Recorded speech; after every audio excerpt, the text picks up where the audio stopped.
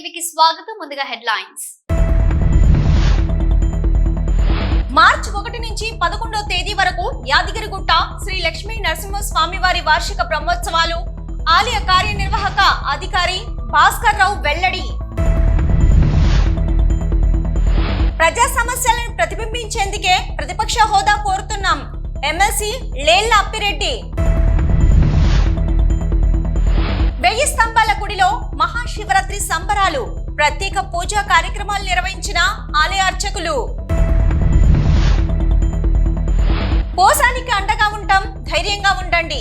పోసాని భార్యకు వైఎస్ జగన్ భరోసా. పట్టభద్రుల MLC polling లో ఓటు హక్కు వినియోగించుకున్న మాజీ మంత్రి కరీంనగర్ ఎమ్మెల్యే గంగుల కమలాకర్. ఓటు హక్కు ప్రతి ఒక్కరూ వినియోగించుకోవాలి. ముఖ్యమంత్రి చంద్రబాబు పిలుపు. యాదగిరిగుట్ట శ్రీ లక్ష్మీ నరసింహ స్వామి వారి వార్షిక బ్రహ్మోత్సవాలు మార్చి 1 నుండి 11వ తేదీ వరకు నిర్వహించనున్నట్లు ఆలయ కార్యనిర్వాహక అధికారి భాస్కర్ రావు నేడు మీడియాకు వెల్లడించారు. ఈ మేరకు అన్ని ఏర్పాట్లు చేస్తున్నట్లు ఆయన వివరించారు. ఓం శ్రీ లక్ష్మీనరసింహాయ నమః. శ్రీ స్వామివారి వార్షిక బ్రహ్మోత్సవాలు మార్చి 1 నుంచి 11 వరకు యాదగిరిగుట్టలో జరుగుతున్నాయి. శ్రీ లక్ష్మీనరసింహ స్వామివారి దేవస్థానం ఈ ఉత్సవాలను చాలా ఘనంగా చేయాలని ఏర్పాట్లు చేస్తుంది. భక్తులు కూడా ఎక్కువ సంఖ్యలో పాల్గొని ఈ కార్యక్రమాలను విజయవంతం చేయవలసిన కోరుతున్నాము. దీనికి సంబంధించి 1 నుంచి 11 తారీఖులో ముఖ్యమైన రోజులుగా గుర్తించే వార్డు 7వ తారీఖు నాడు ఎదుర్కోలు ఉత్సవం ఉంటుంది. 8వ తారీఖు నాడు స్వామివారి కళ్యాణం ఉంటుంది. 9న రథోత్సవం ఉంటుంది. చివరి రోజు 11వ రోజు చక్రస్నానంతో ఉత్సవాలు ముగుస్తాయి.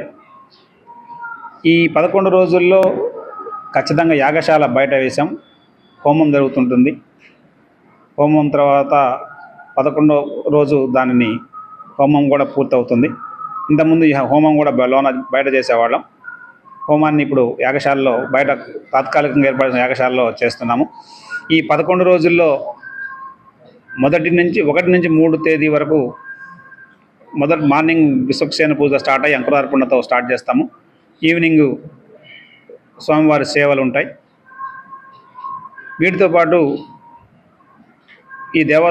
ఈ దేవాలయ ప్రాశస్త్యాన్ని, ఈ దేవాలయ ఉన్నతిని చూసి మేము ఈసారి సాంస్కృతిక ఉత్సవాలు ఘనంగా నిర్వహించాలని దేవస్థానం ప్రభుత్వానికి తెలియపరిస్తే ప్రభుత్వం కూడా అనుమతించింది. దాన్ని దృష్టిలో పెట్టుకొని 1 నుంచి 3వ తారీఖు వరకు ప్రముఖ ప్రవచనకర్త పద్మశ్రీ డాక్టర్ గరికపాటి నరసింహారావు గారు ఎర్రా ప్రకటన రచించిన నృసింహ వైభవం మీద ప్రవచనం చెప్తారు. ఖచ్చితంగా 6 గంటల నుంచి 8 గంటల 25 నిమిషాల వరకు ఈ ప్రవచనం ఉంటుంది. 4వ తారీఖు నాడు ప్రముఖ సంగీత దర్శకుడు మాధవపెద్ది సురేష్ గారిచే భక్తి సంగీత కాన్సర్ట్ ఉంటుంది. అది కూడా 2.5 గంటల కార్యక్రమం. 6 గంటల నుంచి 8 గంటల 25 నిమిషాల వరకు ఉంటుంది. 5 నాడు తేలు విజయ్ గారిచే భక్తి సంగీతం ఉంటుంది. 6 నాడు ప్రముఖ వాగ్గేయకారులు అన్నమాచార్య ట్రస్ట్కి ఇంత గతంలో పనిచేసిన వారు తిరుమల తిరుపతి దేవస్థానం ఆస్థాన విద్వాంసులు శ్రీ గరిమెళ్ల బాలకృష్ణ ప్రసాద్ గారి సంగీత విభవరి ఉంటుంది. 7వ తారీఖు నాడు స్వామివారికి శోభరాజు గారిచే అన్నమాచార్య కీర్తనలు, త్యాగరాజ కీర్తనలు, భక్తి సంగీతం ఉంటుంది. 8 స్వామివారి కళ్యాణం ఉంటుంది కాబట్టి ఆ రోజు కార్యక్రమాలు ఉంటాయి. 9న ఎప్పుడు వస్తారు మన టెంపుల్కి రామాచారి గారు లిటిల్ మ్యూజిషియన్స్ అని ఒక అకాడమీ, చాలా ఫేమస్. వాళ్ళ బాబు కానివ్వండి, వాళ్ళ పాప కానివ్వండి, వాళ్ళందరూ పెద్ద సింగర్స్. వారిచే మ్యూజికల్ కాన్సర్ట్ ఉంటుంది. ఈసారి బాగా పేరెన్నిక కళాకారులు, వాళ్ళని గౌరవించడంతో పాటు ఈ మధ్య 5 నుంచి 6 మధ్యలో స్థానిక కళాకారులకి మరియు 8:30 నుంచి 9:30 మధ్యలో స్థానిక కళాకారుల కంటే రాష్ట్రంలో అప్పుడప్పుడే వస్తున్న కళాకారులకు కూడా అవకాశం కల్పించడం జరిగింది వీళ్ళ మధ్యలో కూడా. సో కాబట్టి సంగీత కార్యక్రమాలు, ఈ ప్రవచనాలు ఇవన్నీ ఉంటాయి. వీటికి కూడా భక్తులు ఎక్కువ సంఖ్యలో హాజరు కావాలి. దాన్ని దృష్టిలో పెట్టుకొని దేవస్థానం ఒక ప్రతిపాదనని ప్రభుత్వానికి పంపుతుంది. మళ్ళీ ఈ కొండెక్కాలంటే టోల్ సమస్య ఉంది. ఈ స్థానికులు ఎక్కువగా వస్తారు. వాళ్ళందరూ కూడా వెహికల్స్ మీద రావాలన్న ఇబ్బంది ఉంటుంది కాబట్టి మళ్ళీ పోయేటప్పుడు ఇబ్బంది ఉంటుందని సాయంత్రం 5 గంటల నుంచి 8:30 మధ్యలో వచ్చే వెహికల్స్కి, ఈ కార్యక్రమంలో పాల్గొనే ఏ వెహికల్ అయినా సరే వాటన్నిటి కూడా టోల్ మినహాయింపు ఇవ్వాలని ప్రభుత్వానికి పంపుతున్నాము. అది కూడా ప్రభుత్వం నుంచి అనుమతి లభిస్తుందని భావిస్తున్నాం ఖచ్చితంగా. ఎందుకంటే స్థానికులకి ఎక్కువ ఇవ్వాలి. మళ్ళీ 500 రూపాయలు టికెట్ పెట్టుకొని వచ్చి అది రోజు వస్తే 11 రోజులు 5,500 రూపాయలు ఖర్చు వస్తుంది దేవస్థానానికి. దానివల్ల దేవస్థానానికి ఆదాయం కూడా అంత మనం లోకల్ వాళ్ళని బాధపెట్టి ఆదాయం సంపాదించే ఉద్దేశం లేదు. సో కాబట్టి ఈ కార్యక్రమాలు, ఈ బ్రహ్మోత్సవాలు ఉన్న రోజుల్లో ఈ 5 నుంచి 8:30 మధ్యలో కొంచెం గ్యాప్ ఇచ్చేసి టోల్ లేకుండా అందరినీ పంపించాలని, అప్పుడు పార్కింగ్ సమస్య రాకుండా పార్కింగ్ను కూడా కంట్రోల్ చేస్తూ పోలీసులకి ఇచ్చేసాం. బస్సులు కూడా ఒకవేళ అందరికి రిక్వెస్ట్ చేస్తాం, బస్సులలో వెళ్ళండి ఫ్రీగా, మళ్ళీ బస్సుల మీద వచ్చేది బస్సుల మీద వచ్చేవాళ్ళు బస్సుల మీద వస్తారు, వెహికల్ తీసుకొచ్చుకుంటారు. కొంతమంది బస్సు ఎక్కలేని వాళ్ళకు ఈ వృద్ధులు కూడా ఉంటారు. ఈ కార్యక్రమంలో పాల్గొనాలి, వాళ్ళందరికీ సౌకర్యం కల్పించడం కోసం ఇది కూడా తీసుకున్నాం.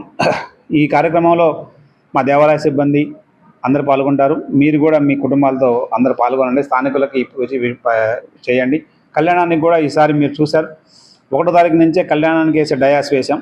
అంటే భక్తులకి ఎటువంటి ఇబ్బంది లేకుండా ప్రశాంతంగా ఒకవైపు దైవ దర్శనం చేసుకొని ఒకవైపు సాంస్కృతిక కార్యక్రమాలు చూస్తూ మళ్ళీ దీని తర్వాత సేవల్లో కూడా పాల్గొనాలనేది మా ఉద్దేశం. గతంలో ఒక 8-9 ఏళ్ల క్రితం సేవలన్నీ కూడా 8:30 తర్వాతనే స్టార్ట్ అయ్యాయి. ఎందుకంటే భక్తులందరూ కూడా సేవలు దర్శనానికి వచ్చిన భక్తులు ఈవినింగ్ ఉండేవాళ్ళు కాదు, ఎక్కువ స్థానిక భక్తులు పార్టిసిపేట్ అయ్యి సేవల్లో పార్టిసిపేట్ అయ్యేవాళ్ళు. ఇంతకుముందు గత 4-5 ఏళ్ల నుంచి 6కి 6:30కి తీయటం వల్ల స్థానిక భక్తులు ఇంట్లో పనులు చేసుకొని రాలేక అది కొంచెం ఇబ్బందిగా ఫీల్ అవుతున్నారు. ఈ సాంస్కృతిక కార్యక్రమాలు, స్వామివారికి నైవేద్యం అన్నీ అయిన తర్వాత 8:30కి సేవ బయలుదేరి 10 వరకు ఈ సేవని కంటిన్యూ చేసి సేవలో స్వామివారికి ప్రదక్షిణ చేసి ఆ సేవ ప్రాముఖ్యాన్ని భక్తులందరికీ తెలియపరిచి భక్తులకు కూడా ఆ సేవలో పాల్గొనే అవకాశం కల్పించాలని దేవస్థానం భావించింది. ఈ ప్రతిపాదనను కూడా ప్రభుత్వానికి పంపి దీన్ని కూడా తీసుకుంటున్నాం. ఇది ముఖ్యంగా భక్తులు ఎక్కువ పార్టిసిపేషన్ కావాలనే ఉద్దేశంతో ఈ సేవలను చేస్తున్నాం. ఒకసారి ప్రవచనం అయిపోయిన తర్వాత దాదాపు ఒక 2-3 వేల మంది భక్తులు ఉంటే ఆ 2-3 వేల మంది కనీసం ఒక 1000 మంది అనే ఈ సేవ ఉద్దేశం ఏంటి, ఈ సేవ ఎందుకు కడుతున్నాం, గరుడ వాహనం ఎందుకు వాడుతున్నాం, హనుమంత వాహనం ఎందుకు వాడుతున్నాం, ఈ వాహనాలన్నీ వాడడం ఉద్దేశం ఏంటి అనేది తెలియాలి. అందరం చూస్తున్నాం కానీ ఈ వాహనాల ప్రాముఖ్యత తెలియదు. ఇవన్నీ తెలుసుకోవడం కోసం ఈ కార్యక్రమం చేపట్టడం జరిగింది. కాబట్టి ఈ బ్రహ్మోత్సవాలు ఎక్కువ సంఖ్యలో పాల్గొని భక్తులతో పాటు స్థానికులు అందరూ పాల్గొని విజయవంతం చేయవలసిందిగా కోరుతున్నాము. ఓం శ్రీ లక్ష్మీనరసింహాయ నమః. వైఎస్ఆర్సీపీ ప్రధాన ప్రతిపక్షం అడగడంపై కూటమి నేతలు వక్ర భాషలు మాట్లాడుతున్నారు. ఎమ్మెల్సీ లేలా అప్పిరెడ్డి 40% ఓటింగ్ ఉన్న పార్టీ వైఎస్ఆర్ కాంగ్రెస్ పార్టీ. బాధ్యతాయుతమైన రాజకీయ పార్టీగా ప్రజా సమస్యలను ప్రతిబింబించేందుకే మేం ప్రతిపక్షం అడుగుతున్నాం. ప్రధాన ప్రతిపక్షంగా గుర్తిస్తేనే ప్రభుత్వాన్ని ప్రశ్నించే అవకాశం కలుగుతుంది అన్నారు లేలా అప్పిరెడ్డి. వాళ్ళు ఏం మాట్లాడుతూ ఉన్నారు? ప్రతిపక్ష హోదా కావాలట, ప్రజల మద్దతు లేదట. నేను సూటిగా అడుగుతా ఉన్నా, సీట్ల సంఖ్యాపరంగా 11 సీట్లు మాకు వచ్చున్నాయేమో, కానీ ఈ రాష్ట్రంలో 40% ప్రజానీకం వైఎస్ఆర్ కాంగ్రెస్ పార్టీకి అండగా నిలబడినటువంటి వైనాన్ని కూడా ఈ సందర్భంగా గమనించమని చెప్పి నేను కోరుతా ఉన్నా. మీరు అంటా ఉన్నారు ఏదో హోదాకు సంబంధించినటువంటి అంశాన్ని, అధికారాన్ని మేమేదో అనుభవించడానికి అడుగుతున్నట్లుగా ప్రజల్లో ఒక భావాన్ని తీసుకురావడం కోసం మీరు చేస్తున్నటువంటి ప్రయత్నాలను కూడా నేను ఖండిస్తా ఉన్నా.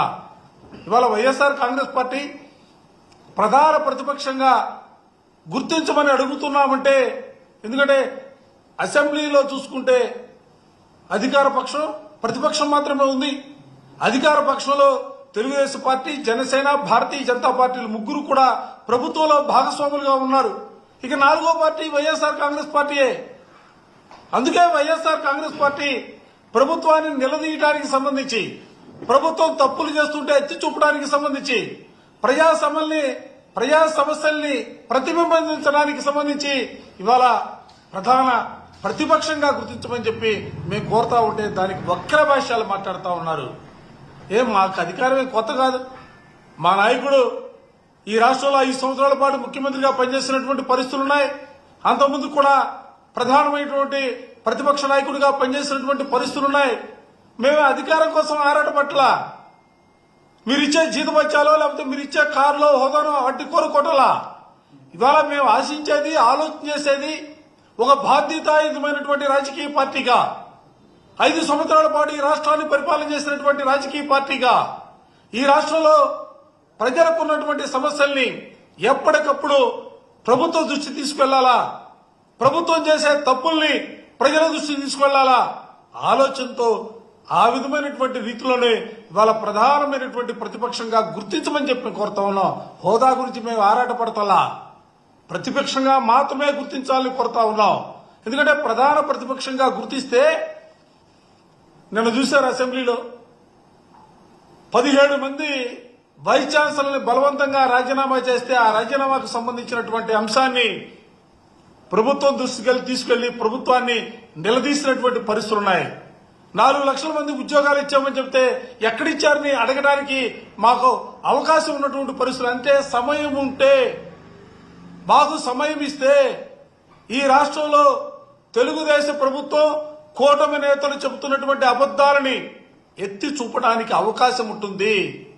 దానికోసమే వైఎస్ఆర్ కాంగ్రెస్ పార్టీ మా ప్రీతమ నాయకులు జగన్మోహన్ రెడ్డి గారు ప్రధాన ప్రతిపక్షంగా గుర్తించమని కోరుతున్నారే తప్ప ఏదో హోదాకు సంబంధించి కాదన్న అంశాన్ని కూడా రాష్ట్ర ప్రజానికం గమనించాలని చెప్పి నేను ఈ సందర్భంగా విజ్ఞప్తి చేస్తా ఉన్నా. పదే చెబుతా ఉంటారు 10% సీట్లు రావాలి, 10% సీట్లు రావాలి. ఏం చెబుతోంది చట్టం 1977 1977 పార్లమెంట్ యాక్ట్ చెబుతా ఉంది. సంఖ్యతో సంబంధం లేదు. ఆయా సభల్లో ఉన్నటువంటి ప్రధానమైనటువంటి రాజకీయ పార్టీలను దృష్టిలో పెట్టుకుని, ఎందుకంటే ఒక పక్క అధికార పక్షం ఉంటే మరో పక్క ప్రతిపక్షం ఉంటుంది.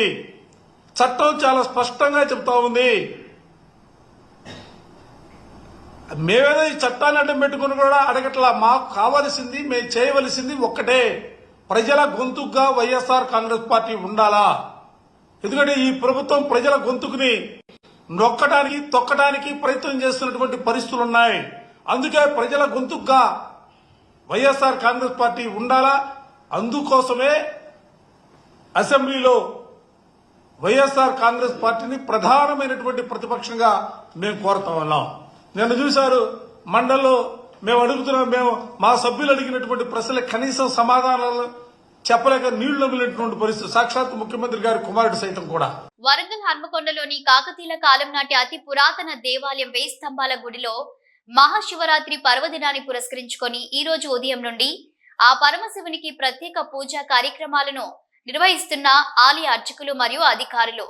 ఆ పరమశివుని దర్శించుకోవడానికి వరంగల్ నలుమూలల నుండి అధిక సంఖ్యలో పాల్గొంటున్న భక్తులకు ఎటువంటి ఆటంకాలు కలగకుండా అన్ని ఏర్పాట్లు చేసిన ఆలయ అధికారులు.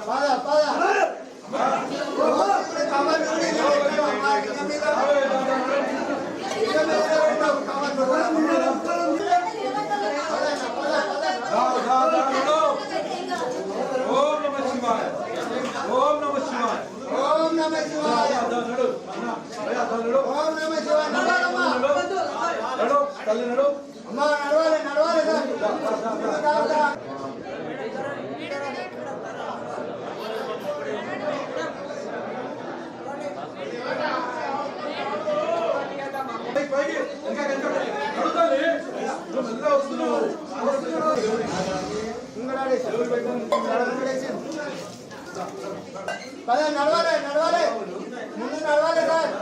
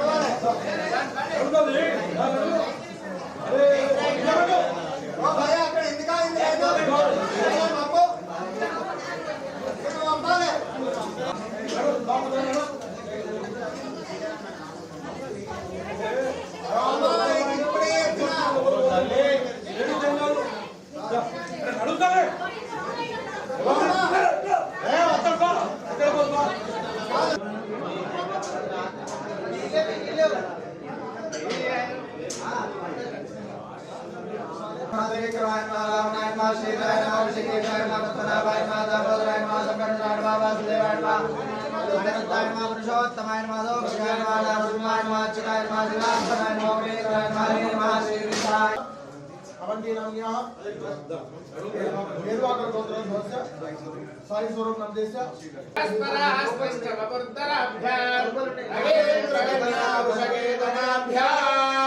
నమో నమః శంకర పార్వతీ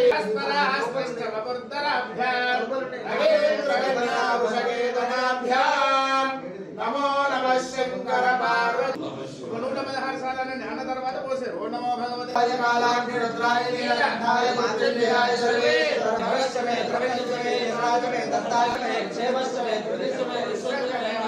సంమిచ్చమే జ్ఞాత్రంచమే సూచమే ప్రసూచమే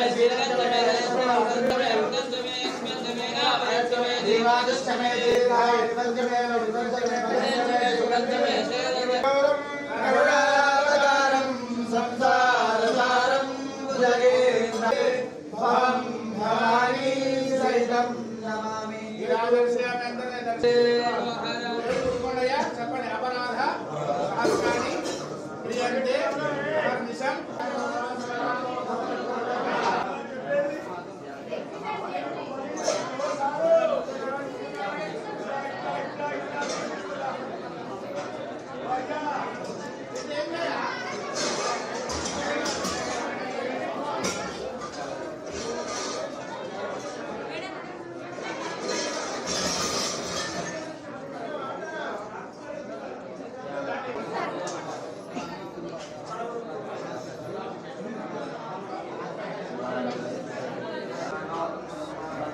పోసాని కృష్ణమురళి అరెస్ట్ కావడంతో పోసాని భార్యతో ఫోన్లో మాట్లాడి ధైర్యంగా ఉండాలని చెప్పారు మాజీ ముఖ్యమంత్రి వైఎస్ జగన్.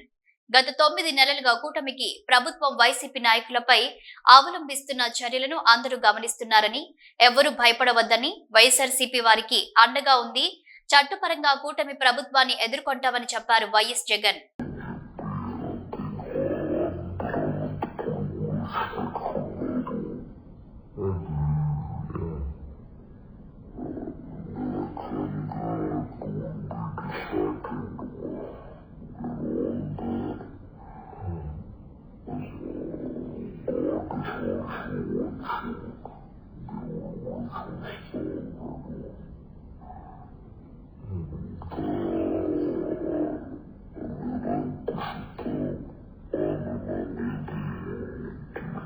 కరీంనగర్, ఆదిలాబాద్, నిజామాబాద్, మెదక్ జిల్లాల పట్టభద్రుల టీచర్ల స్థానాలకు జరుగుతున్న ఎన్నికలలో గురువారం మాజీ మంత్రి, కరీంనగర్ ఎమ్మెల్యే గంగుల కమలాకర్, మాజీ ఎంపీ బోయినపల్లి వినోద్ కుమార్లు నగరంలో వాణి నికేతన్ డిగ్రీ కళాశాలలో తమ ఓటు హక్కును వినియోగించుకున్నారు. ఉదయం 11 గంటలకు వారు కళాశాలకు చేరుకుని ఓటేశారు. పట్టభద్రుల ఎమ్మెల్సీ ఎన్నికల్లో ఆంధ్రప్రదేశ్ ముఖ్యమంత్రి నారా చంద్రబాబు నాయుడు తన ఓటు హక్కును వినియోగించుకున్నారు. ఎవరైనా ఇంకా ఓటు వేయకపోతే వెంటనే పోలింగ్ కేంద్రానికి వెళ్లి మీ ఓటు హక్కును వినియోగించుకోండి విజ్ఞప్తి చేశారు. చంద్రబాబు బాధ్యత గల పౌరులుగా ఓటుతో మంచి సమాజానికి బాటలు వేద్దామని తెలిపారు నారా చంద్రబాబు నాయుడు.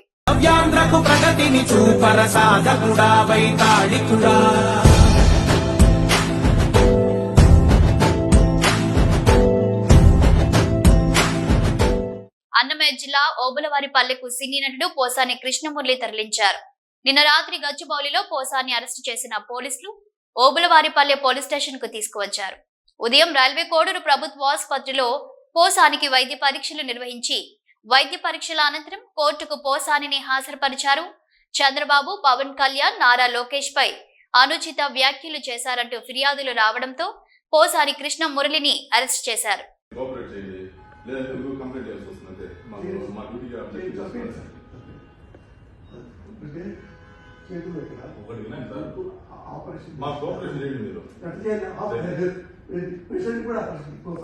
గ్రాడ్యుయేట్ ఎమ్మెల్సీ ఎన్నికల పోలింగ్ సందర్భంగా ఉండవల్లి పంచాయతీ ఆఫీస్ సమీపంలోని ఎంపీయూపీ స్కూల్లో నారా లోకేష్ తన ఓటు హక్కు వినియోగించుకున్నారు. పట్టభద్రులు అందరూ తమ ఓటు హక్కును వినియోగించుకోవాలని కోరుతున్నానని ఆయన ఓటర్లకు పిలుపునిచ్చారు. రాష్ట్రంలో ప్రజాస్వామ్యం కూని అవుతుందని మాజీ రాష్ట్ర ఉప ముఖ్యమంత్రి ఎస్వి అంజాద్ బాషా అన్నారు. రాష్ట్రంలో రెడ్ బుక్ రాజ్యం జరుగుతున్నదని, విమర్శలను కూటమి ప్రభుత్వం తట్టుకోలేకపోతుందని, అందుకే పోసానిని అరెస్టు చేశారని విమర్శించారు. ఎస్బి అంజాద్ భాషా. ప్రజల రక్షణకు కాక రాజకీయ కక్షలకు పోలీసులను వాడుకుంటున్నారు. ఈ విధానం సరైంది కాదన్నారు. ఈరోజు రెడ్ బుక్ పరిపాలన కొనసాగుతుంది. దానికి నిదర్శనమే నిన్న రాత్రి హఠాత్తుగా పోసాని మురళీకృష్ణ గారిని పోలీసులు అరెస్ట్ చేయడము. మరి ఆ పోలీసులు ఆ వీడియోలు కూడా వైరల్ అవుతున్నాయి.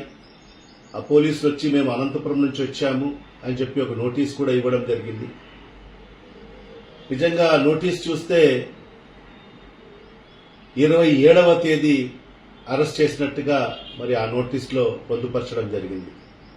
27వ తేదీ అనగా ఈనాడు రాత్రి 8:45 అరెస్ట్ చేశామని చెప్పి ఆ నోటీసులో పొందుపరచడం జరిగింది. మరి ఇలాంటి చర్యలు కేవలం ఈ కూటమి ప్రభుత్వంలోనే జరుగుతాయని చెప్పి కూడా దీనికి నిదర్శనం. తీరా అది చూస్తే ఆ నోటీసులో చూస్తే మరి సంబేపల్లికి సంబంధించి మరి అన్నమయ్య జిల్లాకు సంబంధించిన పోలీసులు మరి ఆయనకు అరెస్ట్ చేయడం నిజంగా చాలా బాధాకరమైన విషయము, చాలా దుర్మార్గం అని చెప్పి కూడా ఈ సందర్భంగా తెలియజేసుకుంటున్నాను. ఎందుకంటే పోసాని మురళీకృష్ణ గారు ఎప్పుడు కూడా డిబేట్లలో న్యాయపరంగా, చట్టపరంగా, మరి అదేవిధంగా ఈ ప్రభుత్వం గత ప్రభుత్వం చేసిన ఏదైతే ఉన్నాయో మరి ఈనాడు ఈ ప్రభుత్వం చేస్తున్న నిర్వాహకులను ప్రజలకు స్పష్టంగా తెలియజేస్తున్నందుకు మరి ఈరోజు ఈ కూటమి ప్రభుత్వం మరి వాళ్ళు ఏదైతే చెప్పినట్టుగానే రెడ్ బుక్లో ఏదైతే ఆయన పేరును పొందుపరిచిన తర్వాత మరి ఈరోజు అధికారంలోకి వచ్చిన తర్వాత మరి ఆ రెడ్ బుక్ పరిపాలనను కొనసాగిస్తూ మరి ఈరోజు వైఎస్ఆర్ కాంగ్రెస్ పార్టీ నాయకులను, సానుభూతి పరులను మరి అక్రమైన కేసులు బనాయిస్తూ మరి వాళ్ళను అరెస్ట్ చేస్తూ మరి వాళ్ళకు రిమాండ్లకు పంపిస్తున్న పరిస్థితి ఈరోజు మన అందరికీ కూడా తెలిసిన విషయమే. మరి ఒకటే నేను ఈ కూటమి ప్రభుత్వంలో మరీ ముఖ్యంగా ముఖ్యమంత్రి చంద్రబాబు నాయుడు గారికి మరి అదేవిధంగా ఉప ముఖ్యమంత్రి పవన్ కళ్యాణ్ గారికి నేను ఒకటే కోరదలుచుకున్నాను. మరి మీ ప్రభుత్వం అధికారంలోకి వచ్చి మరి ఈరోజు ప్రజలకు ఇచ్చిన మాటలు ఏమైపోయాయి? మీరు ప్రజలకు ఇచ్చిన హామీలు ఏమైపోయాయి? మరి ఆ హామీలు నెరవేర్చాలని ఏ కోశాన మీకు లేదు, చిత్తశుద్ధి లేదు. పేద ప్రజలకు మరి అదైతే బడుగు బలహీన వర్గాలకు, మైనార్టీలకు మీరు ఇచ్చిన హామీలేంటి? మరి ఈరోజు ఈ 9 నెలల కాలంలో మీరు ఆ ఇచ్చిన హామీల్లో ఎంతవరకు హామీలు నెరవేర్చి ప్రజలకు మేలు చేశారో ఒకసారి ఆలోచన చేసుకోండి, ఒకసారి ఆత్మ విమర్శన చేసుకోండి. ఒక మంచి పరిపాలన ఈ రాష్ట్ర ప్రజలకు అందిస్తారని చెప్పి ఆలోచన చేసి ప్రజలకు మీకు పట్టం కట్టడం జరిగింది.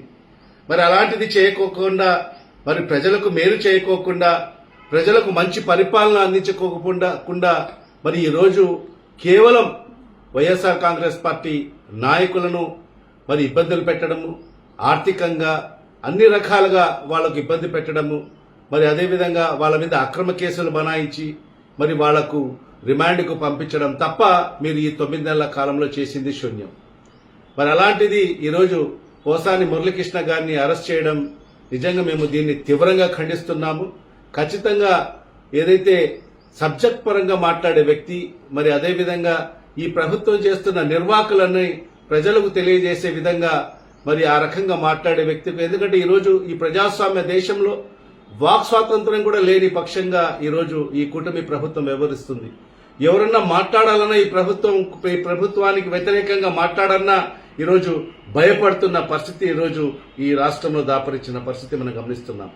మరి ఈరోజు కేవలం ఈ ప్రభుత్వం చేస్తున్న ఏదైతే ఇచ్చిన హామీలు నెరవేర్చండి అని చెప్పి గుర్తు చేస్తే కూడా మరి వాళ్ళ మీద అక్రమ కేసులు బనాయించి మరి ఈ రకంగా ఈ దుర్మార్గమైన పరిపాలన ఈరోజు ఈ రాష్ట్రంలో మరి చంద్రబాబు నాయుడు గారి సారథ్యంలో మరి ఈరోజు నడుస్తున్న పరిస్థితి ఈరోజు రాష్ట్ర ప్రజలందరూ కూడా గమనించాల్సిన అవసరం ఉంది. మరి ఈరోజు మేమందరం కూడా ఒకటే చెప్తున్నాం, మీరు ఎన్ని కేసులు పెట్టుకున్నా కూడా వైఎస్ఆర్ కాంగ్రెస్ పార్టీ సానుభూతి పరులు గాని, నాయకులు గాని ఎవరు కూడా మరి భయపడే పరిస్థితి లేదు. ఖచ్చితంగా రెండింతల ఉత్సాహంతో పనిచేస్తాం. ప్రజల కోసం పనిచేస్తాం. ప్రజలకు ఎక్కడ కష్టం వచ్చినా కూడా వైఎస్ఆర్ కాంగ్రెస్ పార్టీ అండగా ఉంటుంది. వైఎస్ఆర్ కాంగ్రెస్ పార్టీ నాయకులు మరి ఆ ప్రజలకు అండగా ఉంటారని చెప్పి కూడా ఈ సందర్భంగా తెలియజేసుకుంటూ మరొకసారి మరి ఏదైతే దుర్మార్గంగా పోసాని కృష్ణ మురళి గారిని అరెస్ట్ చేసిన తీరు, వ్యవహారము నిజంగా చాలా దారుణం. మేము దీన్ని పూర్తిగా ఖండిస్తున్నాం. ఇవి bulletin updates. Keep watching news.